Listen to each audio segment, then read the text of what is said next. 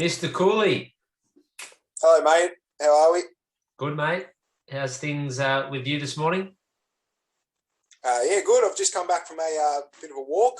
As some of us know that some of our members and some other non-members are doing the 7-day challenge, and today's 10,000 steps, and I'll just tick that off. Knocked it up already. Knocked it up, mate. 10,000. Done. You can rest easy for the afternoon. Yeah, 100%. How's your morning been? Morning been all right? Yeah, it's good. Yeah, out at Adamstown this morning. We had pretty much full group of people coming through. So it's a little bit harder for me to get my steps up because obviously just doing like the one-on-one stuff, you're not really pacing up and down the room like you are if you're running group sessions. So I'm going to probably take the dogs for a walk here after we get done and build my way to 10,000. There's nothing stopping you from doing high knees on the spot, mate. Very true. Nothing stopping you. Some mountain climbers. Imagine that. Commitment. Explaining the workout and doing some mountain climbers at the same time. Anyway. All right, let's get into today. I might let you lead the way today. I think I've led the way the last few times. So what have you got for me? All right, mate. So we're starting with the light-hearted one. My second one's actually pretty light-hearted, but at the same time, we can delve a little bit deeper into yourself. But the first one is, what musician or band do you not see why they're such, like, you think, I don't really see why they're such a big deal. Like, they're semi-overrated. Or just sort of, I don't really get the vibe. I don't really get why they're so big.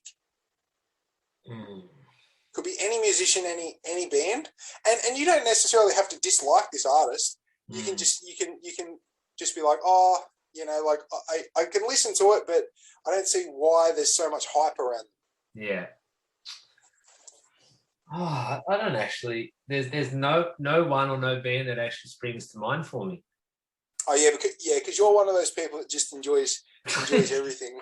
My mind sort of went to like one of the, I guess, hip hop or R&B sort of singers that doesn't really sing that much and sort of it's all computer based. Oh, computer generated crap. Yeah, but I can't really.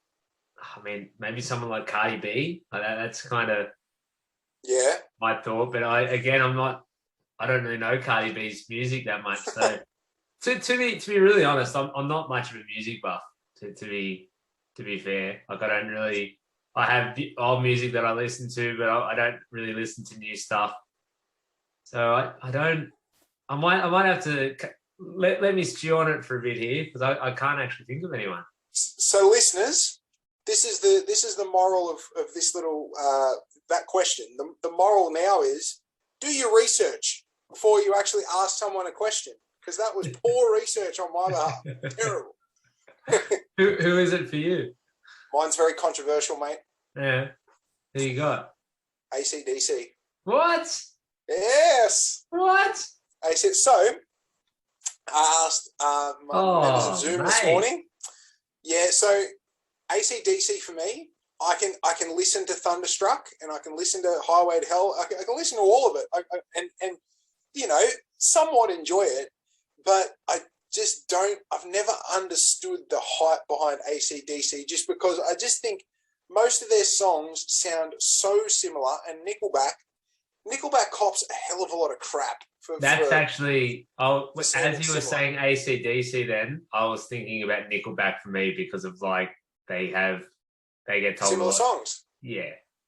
So that's why I think, same as AC/DC, I think Nickelback cops like a lot of flack, and I think AC/DC are the same for me. I'm just like, they're not giving me much sort of variety. It's just sort of the same thing from song to song. But as I said, I don't dislike AC/DC, and I can easily listen to them, no problem. But I'm never going searching on Spotify for AC/DC.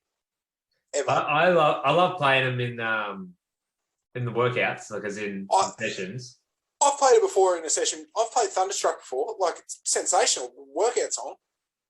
But I'm never really searching for it. It's the same as Spaghetti Bolognese for me. Spaghetti Bolognese AC/DC, where like I don't dislike Spaghetti Bolognese, but I'm never craving Spag Bowl. So Akadaka and Spag Bowl are on the same thing for me.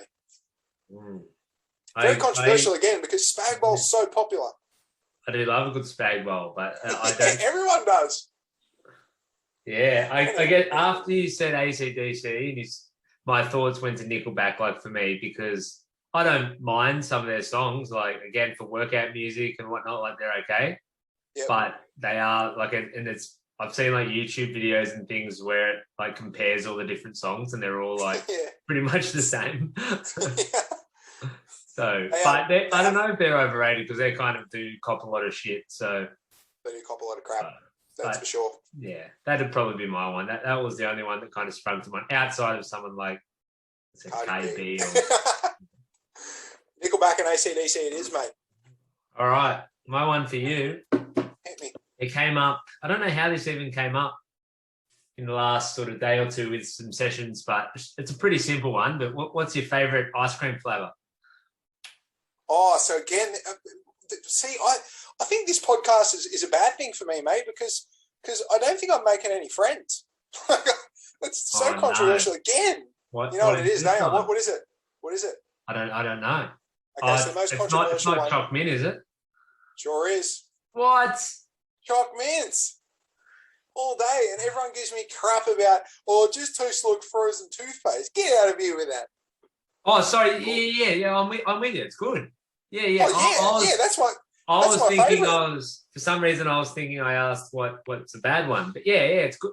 Oh, that's my all-time favorite, and why it's like because half people really love it and half people go, it just tastes like toothpaste. Well, excuse me if I want a fresh breath. Yeah, no, I love choc mint. That's among my favorites, and I in a conversation this morning with Liv Beebley, she actually said the same thing. It tastes like just like having toothpaste in your mouth. I said, stop. Yeah. I'm also a massive salted caramel fan. Oh, yeah? Yeah, it's good stuff. Love it. Yeah, but choc mint, it's close between choc mint and salted caramel for me. So this is just the pure, like no toppings, just the pure flavour? Yeah, just if you're going to get like a tub of ice cream from Coles, like what flavour would you want? Choc mint. Yeah, I think I'd probably be there too. Yeah. So tell me this, do you think there'd be, in all seriousness, do you think there would be a difference between getting like the Buller, I don't know if Buller actually makes ice cream anymore, but let's say Buller choc mint, if they had the Buller choc mint and they had the Colgate mint like in the like ice cream flavour, do you think it'd be the same? I think it'd be different. Come on now. Yeah. So get out of there with those toothpaste comparisons. Get out of here with that. No, I'm not about that. And I don't mind toothpaste. It's like, I don't brush my teeth and go, this is terrible. Like, it's quite refreshing. No, I get a lot of crap at home for brushing my teeth. And, like, I spit it out as I'm brushing it. And then, like, the last little spit, they always say to leave the fluoride or something in the teeth. You get a lot of crap at home for leaving the fluoride on my teeth. It's a joke. Can't win, mate. You versus toothpaste. Tough life, mate. Well, we agree on that one. Choc mint all around. Good stuff. So, this next question I have for you, it's a little bit deeper, but at the same time it's still light, and like without going too deep. So alive or dead, alive or dead. If you had to invite 3 people over to your place for dinner, who would you pick and why? Tiger Woods. I knew he'd be in there for you because he's my favourite sportsman of all time.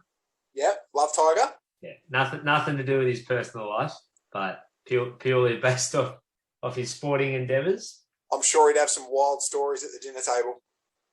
Yeah, I'd hope to find out some of those too. Yeah, you'd be asking him for sure. I would. Someone who's always really intrigued me was Matt Groening. Cool. Yeah. The guy who made The Simpsons.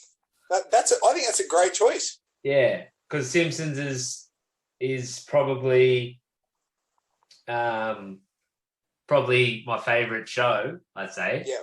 So just to kind of find out a bit more about that would be really cool. Yeah, I like that choice, mate, because that's very unique. I haven't actually heard somebody say that before. So yeah, that's cool. There you go. And third one would be Jamie Richardson.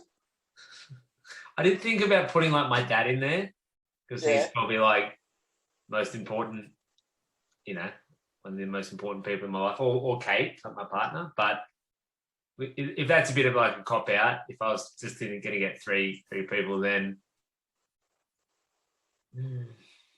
Denzel. Yeah, like literally, that's what I was just thinking. Denzel Washington, favorite actor. Time. He'd be so intriguing too. Him and Tiger would have had a few good times together. I reckon they would have actually. So yeah, I was actually thinking him or maybe even Adam Sandler. Oh, that'd be good too. So probably Adam Sandler to be honest. That's a good choice, mate. That's a great three. Tiger Woods, Matt Groening, and Adam Sandler. Yeah, love it. Because obviously I love so many of Adam Sandler's movies, so it'd be like really interesting to find out like more about each of them and his role in it and all that. And then obviously, like I was saying about Matt Groening, just to find out more about Simpsons, and then Tiger just to, because I'm a big golf fan, so find out more about his, thoughts on certain things and how he approaches the game and everything there. So, as long as you get that on Facebook Live, mate, I'm happy. Yeah. How about you? Okay, so my three are Conor McGregor would be first on my list. I know he's been a bit of a dickhead lately, but at the end of the day, he's probably my number one sporting icon of all time. Just love his mindset about 5 years ago where he just kept defying the odds, and just the constant belief in himself was just out of this world. Yeah. So he'd be my first one. My second one would be John Lennon, who is one of the founding members of the Beatles. And he's just super philosophical and just has a crazy outlook on, well, he's passed away now, obviously, but he had a crazy outlook on the world. And it'd be awesome just like talking about, the days of the Beatles and how it all started, and then even like his solo career and how he came up with Imagine, which is one of the greatest songs of all time. And my third one is Jim Carrey. So Jim Carrey would be my third one. Similar to yourself, I grew up with Jim Carrey. Was my main man when I was like 4 years old. Even to today, he's still my favorite actor of all time. And again, very, very deep dude. So you'd be able to have some really deep and meaningful conversations with him. But at the same time, I'd be able to pick his brain out for like all his movies and ask him about that and have a bit of a laugh with him as well. So they're my three. There's a show on Netflix about him. Have you seen that, the documentary? Yeah, it's about the when he played Andy Kaufman in Man on the Moon. Yeah. Have you watched it? Have you seen Man on the Moon? Nah. It's different. It's different. It's like Andy Kaufman's a real life fellow. And like it just talks about how Jim Carrey had to like ultimately become Andy Kaufman to play Andy Kaufman. It's very deep, but I don't miss anything Jim Carrey related, mate. I'm on it. Like he's a very interesting guy. Like he's very very different and unique, but great actor. A lot of great movies. He doesn't get enough recognition for some of his roles, I don't think. Like so, he obviously his comedic roles are great, but even some of his drama roles, like that man can seriously act. Oh yeah, he can seriously act. But yeah, they're my three, mate, and I would definitely get on FaceTime for you or Facebook Live so I can share some of those conversations. What would you feed them? Mint ice cream. Yeah. Can I get chef? Yeah, not spag bowl. That's what I'm thinking. All right, my last one, which is somewhat similar to yours. Like, it's not really that deep, but it kind of is. Okay. Because it is. You need to show that you're a bit vulnerable here. I like this. This is good. So, what is the saddest moment you've ever seen in a TV show or a movie? And did you cry? Saddest moment. Damn. Any show or any movie. So not the whole movie. Like it's not like, this movie's the saddest, but like saddest moment. That is a great question, mate. That is a very, very good question. That is very hard to answer. Saddest. So there's moments in movies where I've cried before, but it's more like an uplifting moment. Yeah. But as for overall sadness, the thing that springs to mind for me would be the finale of Breaking Bad. Yeah. It was a mix of uplifting and sad. Yeah. And and I don't want to spoil it for anybody, because if people haven't watched Breaking Bad and they want to, I highly recommend it. I think it's the best show ever, but I mean, that's up to interpretation. But the ending of that really got me. I was just like, whoa, like it just a whole lot of emotion happening there. And it was just the perfect mix of being sad, being happy, and just a great overall ending to something. That's what really stood out for me there. Because I was sad. I was sad at the end as well. Yeah. Sad that it was kind of over. Like. Yeah. I don't want to spoil. No, I know what you. Yeah. But that's what really springs to mind. Yeah, there was some moments in that last season that were really sad as well, like outside of the finale. I think it was like 100%. The third last episode or something, and there was like a fair bit happening. Is that Ozymandias? That's the one. It's often regarded as the greatest episode in television history. Yeah, and it's where like it all goes down. Like, yeah. Oh, if you've watched, if any of our members here or listeners have watched Breaking Bad, you'll know the episode we're talking about, where it just all unravels, all spirals. Oh, it's wild 45 minutes. For me, this is like a very like niche particular moment that you and most people probably would never know. But I used to watch Scrubs. Do you ever watch Scrubs? I've never watched an episode. Oh, well, you're going to have absolutely no idea about this. But explain. I'm interested. Moment. So the part of the show, like you know what the show's about. Like it's a hospital show, yeah. And the main actor in it, Zach Braff. He starts as like the intern, and then he sort of progresses through, and he's a really good doctor and whatever. But he's got this one superior who's like the senior. I don't know if he's just like a doctor. He's not like a head in charge or anything, but he's like the head doctor, and he's kind of like the mentor that is above Zach Braff, but he doesn't actually like Zach Braff. So Zach Braff wishes that like this guy was like being like a father figure to him, but this guy is just not. Like he's completely just over it because he's old and a bit bitter and whatever. Yeah. And there's this one episode, I think it's like season 5, I think. And the whole lead up to like this character is that he doesn't really give a shit, like the older guy, about patients as much as like Zach Braff does. Like he's a really caring, good doctor, and the other guy's just been doing it for 20 or 30 years and doesn't really give a crap. But this patient dies on him, and he takes it really, really hard, and then he just sort of ups and leaves, like walks out of the hospital, just after this guy dies, and he's like got tears in his eyes, and Zach Braff is like questioning him, like, why are you leaving? And then like your shift's not over, and then he just starts saying how much he cares, and it's just that one moment. And for some reason, I've always held on to it. And the song that's playing in the background is "How to Save a Life" by The Fray. Oh, stop! So it just really, really pulls at the heartstrings. And whenever I think about that show, because I watched it all, obviously, I always think about just that moment. And it was definitely a few tears shed when I first watched that one. Can you listen to "How to Save Your Life" without getting emotional? Yeah, I normally, if I hear that song, I think of that moment. But so just like Breaking Bad, you get so attached to characters. Like I feel like even more so than movies, because movies are only like 2.5 hours long, so you can only get so attached. But when you watch the show for seasons and seasons and seasons, like you develop this deep attachment. The other, when you asked me that question, and I felt like my Breaking Bad answer was hard to answer because I couldn't really. I don't want to spoil it for anybody.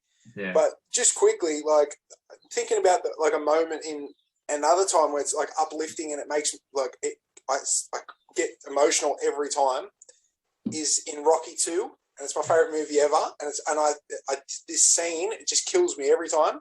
So he's going blind in one eye, and his wife doesn't want him to fight anymore. Adrian doesn't want him to fight anymore, and she's pregnant at the time. So he ends up wanting to fight Apollo Creed again because they fought in the first movie, and Apollo Creed won in a very close decision. And then anyway, they fight in the sequel, and then he takes the fight, and then Adrian's all against it. She's like, "Nah, I'm done." She's pregnant. She has like complications at birth, like she's having complications. She falls into a coma, right? And Rocky's like, "Oh, just hating life," and he's like by her bedside and whatever. Anyway, and then next bit, it's the greatest scene in movie history. So she wakes up out of the coma, right? She just wakes up, it's all good.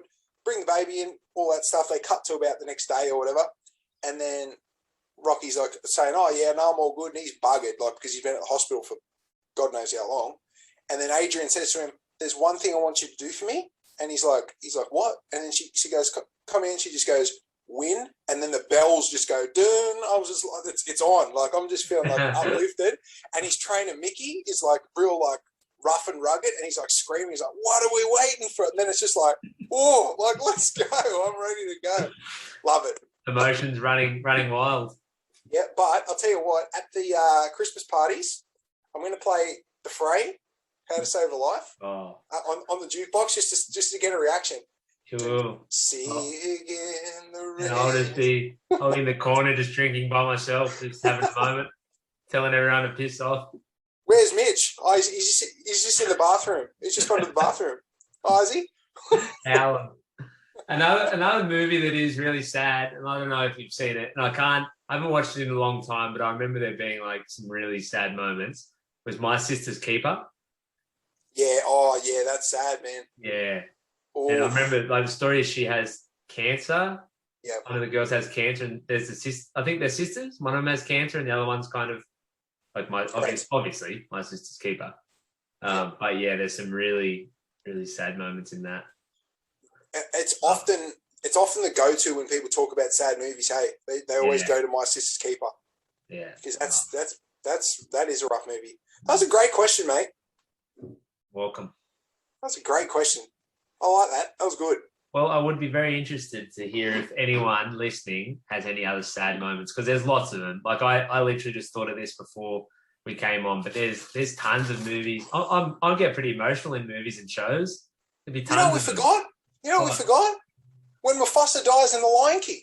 Yeah. Oh, stop it. Yeah, that's like everyone knows that one. I was trying to. But that is just crazy sad. Yeah, it's sad. It just reminded me just saying that your reaction of a moment in Friends where they're talking about Bambi, the show Bambi, and then Chandler, who's the sarcastic one, he says, "Yeah, it got really sad when the creators stopped drawing the deer, like because it's only because it's animated." I thought straight away. I thought of it. I was like, that's funny. It makes sense. Yeah, that's funny. All right, well, thank you, mate. Thanks, mate. It was a pleasure. Chat to you on the next one. Thanks, gang.